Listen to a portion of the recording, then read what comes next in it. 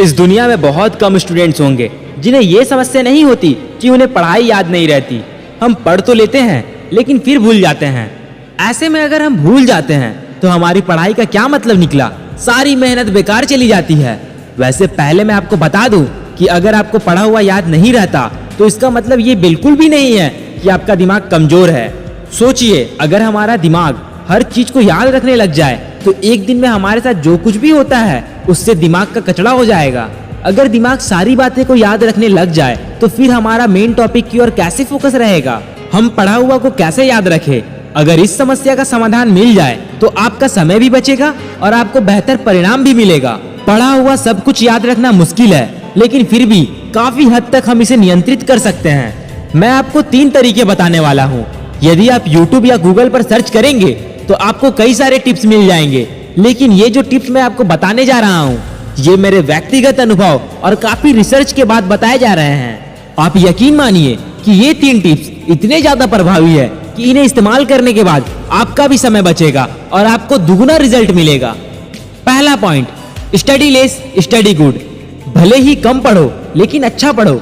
Vilfredo पारेटो ने दुनिया को एक महान सिद्धांत दिया जिसे 80-20 का रूल कहा जाता है। उन्होंने बताया कि आपके 20% प्रयास आपके 80% परिणाम में कन्वर्ट होते हैं। पारेटो का कहना है कि आप सिर्फ 20% चीजों पर फोकस करें, आपको 80% परिणाम इन्हीं से मिलेंगे। उदाहरण के लिए, दुनिया का 80% पैसा और जमीन दुनिया के 20% लोगों के पास होती है। इसी तरह 80% अपराध 20% लोगों के द्वारा किया जाता है। 80% ट्रैफिक 20% सड़कों पर होता है। हमारे 80% गारमेंट्स हम 20% समय के लिए ही पहनते हैं। दूसरा पॉइंट है स्टडी इन द मॉर्निंग।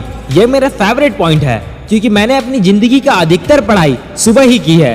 सुबह का समय अध्ययन के लिए सबसे उत्तम होता है। एक स्टूडेंट्स जो सुबह जल्दी उठकर 2 घंटे पढ़ाई करता है वह दिन में 4 घंटे पढ़ने वाले स्टूडेंट्स के मुकाबले ज्यादा आउटपुट दे पाएगा। सुबह के समय हमारे कंसंट्रेशन सबसे बेहतर होती है और सुबह की शांति और सुकून भरा माहौल पढ़ाई के लिए आदर्श होता है। आप सुबह जल्दी उठकर 3 घंटे पढ़िए और पूरे दिन यदि आप मुश्किल से आधा या 1 घंटा भी पढ़ते हैं तो ये भी पर्याप्त होगा। प्रधानमंत्री नरेंद्र मोदी जी ने भी सुबह उठकर जल्दी पढ़ने के गुण के बारे में बताया है। आयुर्वेद में भी कहा गया है कि सुबह के समय मस्तिष्क सबसे अधिक सक्रिय होता है और उस समय जो भी हम मस्तिष्क में डालते हैं वह दिमाग में अंकित हो जाता है। तीसरा और अंतिम पॉइंट है पढ़ाई के बीच में रेस्ट लेना। कुछ लोग रेस्ट ही नहीं लेते और कुछ लोग इतने लंबे रेस्ट लेते हैं कि उनकी पूरी जिंदगी सिर्फ रेस्ट में निकल जाती है। पढ़ाई के बीच में कितना रेस्ट लेना चाहिए ये आप खुद तय करें। आपको जितना एनर्जी रिचार्ज करने के लिए जरूरी हो उतना ही रेस्ट ले। जितनी इंपॉर्टेंस आप अपनी पढ़ाई को देते हैं उतनी ही इंपॉर्टेंस अपने रेस्ट को भी देना चाहिए। अगर आप बिना रेस्ट लिए लगातार पढ़ते रहेंगे तो एक समय ऐसा आएगा जब आपका मन पढ़ाई में नहीं लगेगा। रेस्ट लेने के बाद पढ़ाई करें और फिर से नई ऊर्जा के साथ पढ़ाई में जुट जाए। आप पोमोडोरो तकनीक का भी उपयोग कर सकते हैं। इस तकनीक में आपको जो भी काम करना है उसे 25-25 मिनट के 4 ब्लॉक्स में बांट ले और हर 25 मिनट के बाद 5 मिनट का ब्रेक ले। 1 घंटा होने के बाद 15 मिनट का रेस्ट ले। इस तकनीक के उपयोग से आप लंबे समय तक काफी अच्छे से पढ़ाई कर सकते हैं। अब हम उन तीनों पॉइंट्स को एक साथ देख लेते हैं। Study less study good, study in the morning और पढ़ाई के बीच में रेस्ट लेना। जब हम इन तीनों मुख्य पॉइंट्स को एक ठीक तरीके से फॉलो करेंगे तो हमें पढ़ा हुआ याद रखने में कोई दिक्कत नहीं होगी और हम अपनी पढ़ाई को व्यवस्थित और प्रोडक्टिव तरीके से कर पाएंगे। अंततः अध्ययन के प्रति यह दृष्टिकोण आपको सुनिश्चित और संतुलित तरीके से सफलता प्राप्त करने में मदद करेगा। अगर आपने पूरे साल पढ़ाई नहीं की है तो भी आपके पास अभी समय है।